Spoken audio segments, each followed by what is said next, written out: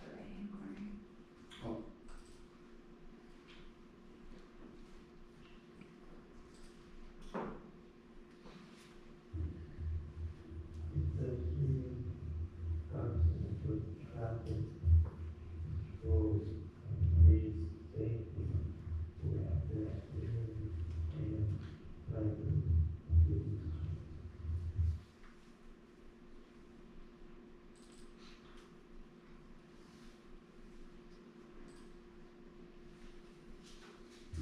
It is recommended for sidewalks to have minimum width of 5 feet.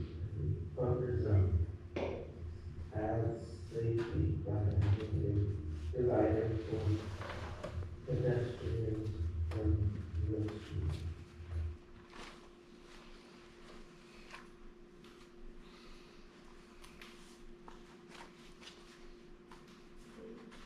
The last slide? Yeah.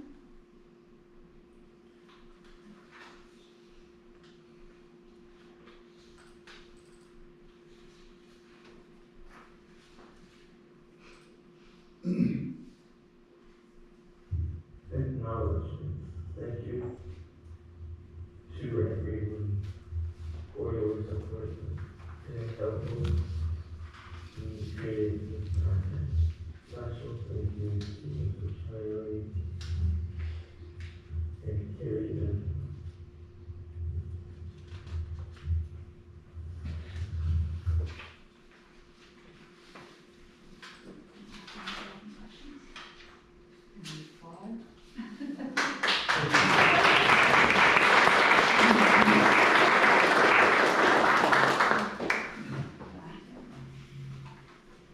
Do you guys have any questions?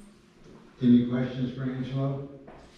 I don't know if it's a question for Angelo, but it was a slide about domes. I'm gonna say slide 21. What is a dome when they're referring to the sidewalk? So it's a detectable warning surface.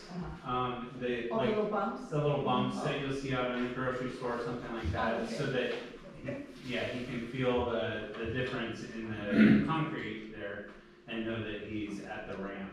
Oh, gotcha. Or entering a travel way. Okay. But actually, one picture that he presented by the market where the barriers aren't, they've been ran over, but they don't block off that step down. Thank you for pointing that out, Angelo. Any other questions for Angelo?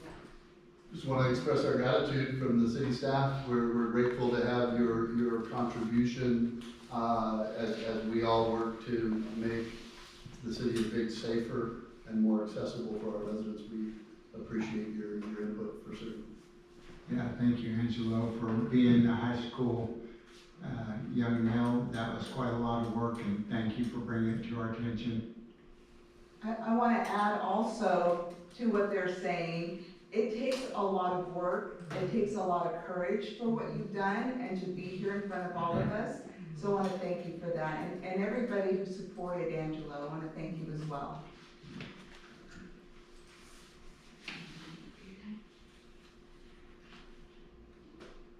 Thank you for your time. Thank you.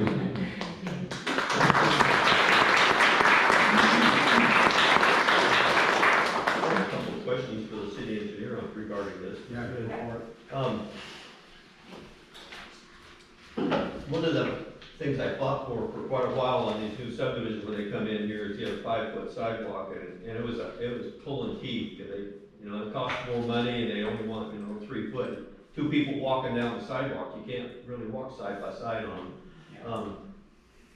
The other thing is, we fought for quite a while. Our engineer was working on safe routes to school ramps, and I don't know, are you guys working on those too, or? So that program has kind of merged into the Safe Streets for All program that we're working with the county on.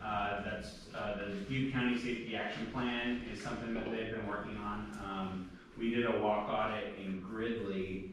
I don't know that they did one in Biggs, but the county has really been working hard to get grant money coming into Butte County and then getting it not just for Chico and Paradise and Orville, but bringing it to the South County.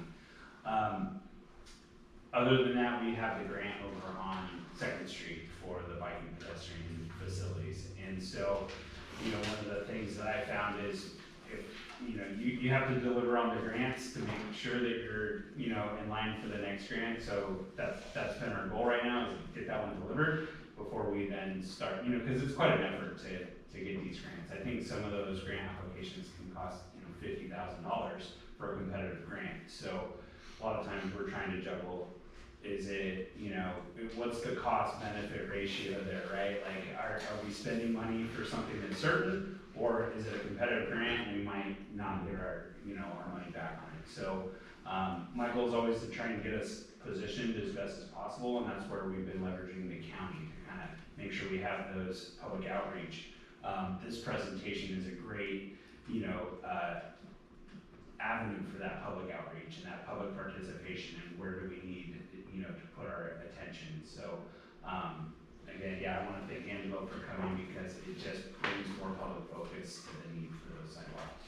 So, I don't know if I answered your question. We're doing what we can with what we have, but yeah, trying to find money is always the hard part. I know it's real competitive between cities, and trying to get that, you have to really get in and fight for them and Yeah. and prove that you need it more than they do.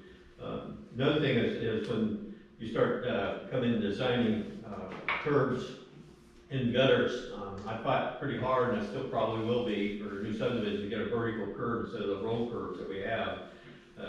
If you just go around town, you see the ones that just roll right up onto the sidewalk, and then where's these guys gonna go, where the kids, you know, going to school? Yeah, that people will tend to park on them if they can drive on them, right? So, that's one of the reasons they like the vertical curbs, because it creates that barrier. It also gives a little protection.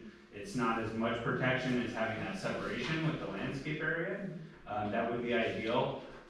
That, you know, cuts into property and makes it more maintenance for the city workers and whatnot. So I've seen this trend to go back to the attached curb and gutter.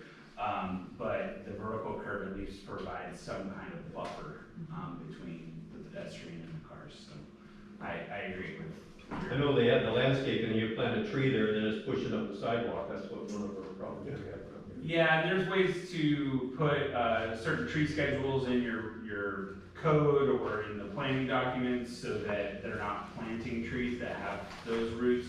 Also, you know, with new design, we put in root barriers, things that we can help prevent that long-term maintenance requirement. But yes, you're right, they will continue to push up roots. We have a fairly low, high water table, it's perched groundwater, so the trees usually don't really, you know, have a problem with drought, so they continue to grow even when it's hot in the summer.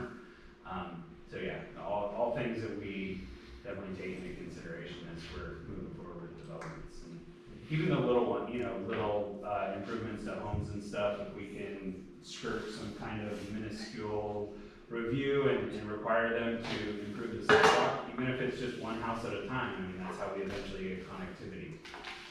We'll continue to look for those gap closure projects, the safe routes to school type of projects that will help, you know, fill in the spaces where we need it most. So Cliff, could we have the Public Works take a look at slide 18? It's the corner of Fifth and B where it's not marked. I see it out, because they had it marked and people have ran over the now disappeared markers. Absolutely, we can have a look at that and come back with recommendations, or, you know, see what we can do about it. Thank you. Anything else? Also, if we could look at encroachment of any plants or vegetation or trees, so that, you know, off of the sidewalks, that sort of thing. Good, absolutely. Thank you. Okay, item 6, public hearing, general plan and amendment 2025-01. Bob? Yes, thank you, Mr. Mayor. This general plan amendment references the 2024 Butte County Local Hazard Mitigation Plan, LHMP. Some of you might recognize this general plan amendment was actually adopted last November, along with a few other miscellaneous general plan text amendments. At the time, though, the LHMP was a draft. This has now been reviewed and approved by FEMA, and they're basically asking